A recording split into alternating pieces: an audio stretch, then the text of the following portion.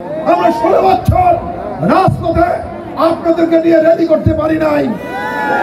আজকে ইনশাআল্লাহ আপনাদেরকে সঙ্গে নিয়ে স্বেচ্ছাসেবক দল প্রথম র্যালি করবে মুক্ত পরিবেশে, মুক্ত বাংলাদেশে। সাধারণ মানুষকে হত্যা করতে তার বেশিরভাগই আজকে নাম খুঁজে দেখা দেয় ছাত্র দল, যুব দল, স্বেচ্ছাসেবক, বিএনপি নেতা কর্মীদের নাম প্রথম কাতারে আছে।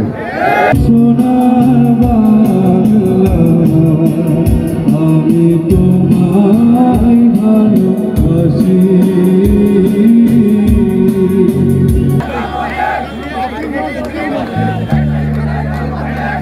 আমার সদর থানা স্বেচ্ছাসেবক দল কোথায়? আজকের এই বিজয়ের প্রাক্কালে আমাদেরকে শপথ নিতে হবে, আমরা স্বাধীনতা অর্জন করেছি, সেই স্বাধীনতা রক্ষা করার দায়িত্ব আমাদের। আমাদের প্রিয় নেতার নেতৃত্বে বাংলাদেশের মাটিতে আমাদের প্রিয় নেতা বাংলাদেশের মাটিতে ফিরে না আসা পর্যন্ত আমাদের রাজপথে থাকতে হবে। বাংলাদেশের মানুষের ভোটের অধিকার প্রতিষ্ঠা না করা পর্যন্ত আমরা রাজপথে আছি, থাকবো ইনশাআল্লাহ। আজকে বগুড়া জেলা স্বেচ্ছাসেবক দল যে আয়োজন করেছে, এই আয়োজন দেখে মনে হচ্ছে প্রকৃত অর্থই বাংলাদেশ আবারও স্বাধীন হয়েছে। আমি বলতে চাই, স্বেচ্ছাসেবক দলের দায়িত্ব এই স্বাধীনতাকে টিকে রাখতে হবে। এই দেশে আর কোনো বিশৃঙ্খলা হবে না, এই দেশে আর কোনো দখলদারিত্ব হবে না, এই দেশে আর কোনো সন্ত্রাসীদের ঠাঁই হবে না। এবার আমি বলতে চাই, আজকে যে আমাদের 24-এর বিজয়, এই বিজয়কে নিয়ে আবার ষড়যন্ত্র চলছে। যে ডাইনি পালিয়ে ভারতে আশ্রয় নিয়েছে, সেই ভারত থেকে ষড়যন্ত্র করছে এই বিজয়কে নস্যাৎ করার জন্য। আমরা বাংলাদেশ জাতীয়তাবাদী যুব দল, ছাত্র দল, স্বেচ্ছাসেবক দল, সাধারণ ছাত্র জনতার সাথে থেকে এইসব ষড়যন্ত্রকে মোকাবেলা করে খুনির বিচার এই বাংলাদেশের মাটিতে করে আমরা গড়ে তুলব ইনশাআল্লাহ। 1971 সালের পরে আমরা নতুন করে এই ছাত্র জনতার অভ্যুত্থানের মধ্য দিয়ে, বৈষম্য বিরোধী ছাত্রদের আন্দোলনের মধ্য দিয়ে আমরা 5ই আগস্ট নতুন একটা রূপরেখা পেয়েছি, নতুন একটা বাংলাদেশ পেয়েছি। এই জন্য আমি ছাত্রদেরকে স্যালুট জানাই। তারা আমাদের সন্তান, তারা আমাদের প্রতিবেশী, তারা আমাদের বন্ধু। এই দেশ স্বাধীনে তাদের নতুন করে একটা ভূমিকা আছে। বাংলাদেশে আমরা যখন কথা বলছিলাম তখন আমাদের টুটিকে চেপে ধরা হচ্ছিল, আমাদের মুখকে চেপে ধরা হচ্ছিল, প্রত্যেকটা জায়গায় ব্যারিকেড দেওয়া হচ্ছিল। ইনশাআল্লাহ ফ্যাসিস্ট সরকার শুধু নিজের ক্ষতি করে নাই, তার বাপ-দাদা 14 গোষ্ঠী ক্ষতি করেছে এবং এই দেশের ক্ষতি করে দেশ ছেড়ে পালিয়েছে। কিন্তু একটি কথা স্বৈরাচারকে স্মরণ করে দিতে চাই, 17 বছর ধরে এই যুব দলের, ছাত্র দল, স্বেচ্ছাসেবক নেতৃবৃন্দ তারেক রহমানের দেশে বেগম খালেদার নির্দেশে বাংলাদেশের গণতন্ত্র পুনরুদ্ধার করার জন্য রাজপথে মিছিল করেছে।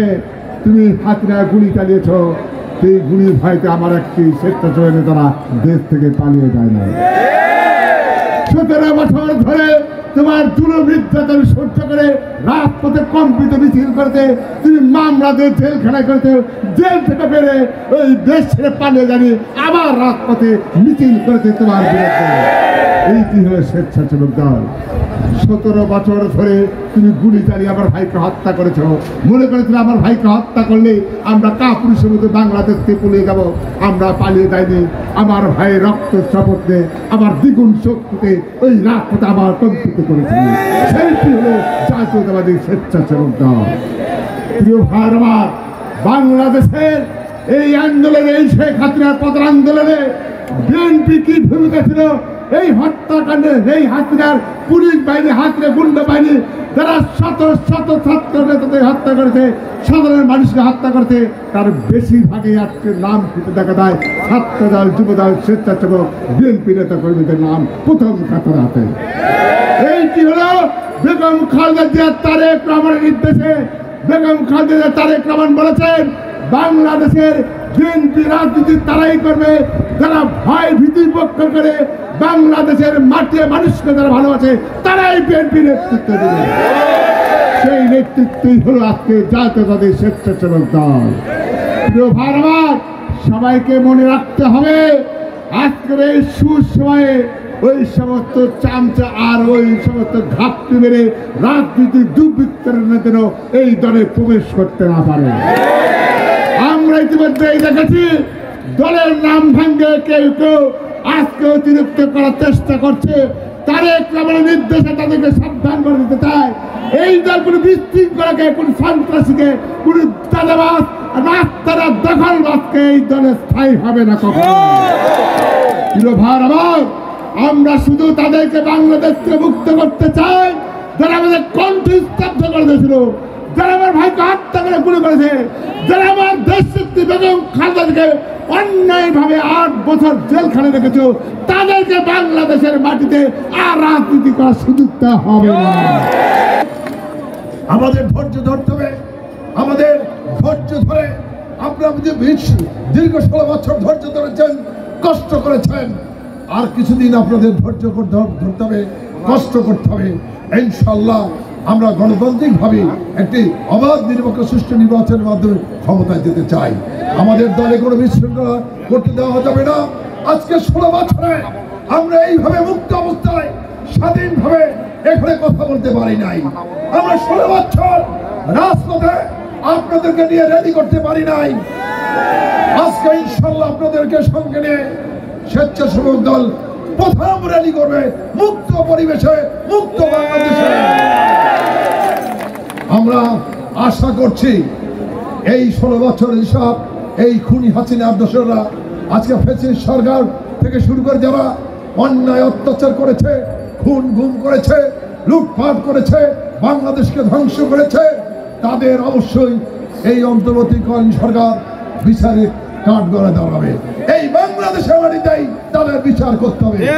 খুনি হাসিনাকে বাংলাদেশের মাটিতে ফিরে নিয়ে এসে তার বিচার বাংলাদেশই করতে হবে। আমাদের নেত্রী দেশনেত্রী বেগম খালেদা জিয়াকে একটি মিথ্যা মামলায় মাত্র 2 কোটি টাকা একটি ভুয়া মামলায় তাকে কিভাবে কারাগারে অন্তরে রেখেছে। আজকে খালেদা জিয়া কি অসুস্থ, কি অবস্থা আছে দেখছেন, কিভাবে অসুস্থ হয়ে পড়েছেন। ধুকে ধুকে তাকে তিলে তিলে মারার ষড়যন্ত্র দ্বারা করেছিল। তবে আল্লাহ রাখে, আল্লাহ মালিকে আজকে আল্লাহ অশেষ রহমত, এদেশের মানুষের দোয়ায় খালেদা জিয়া মুক্ত হয়েছেন। আমরা বিশ্বাস করি খালেদা জিয়া আবার এদেশের নেতৃত্ব গ্রহণ করবেন ইনশাআল্লাহ।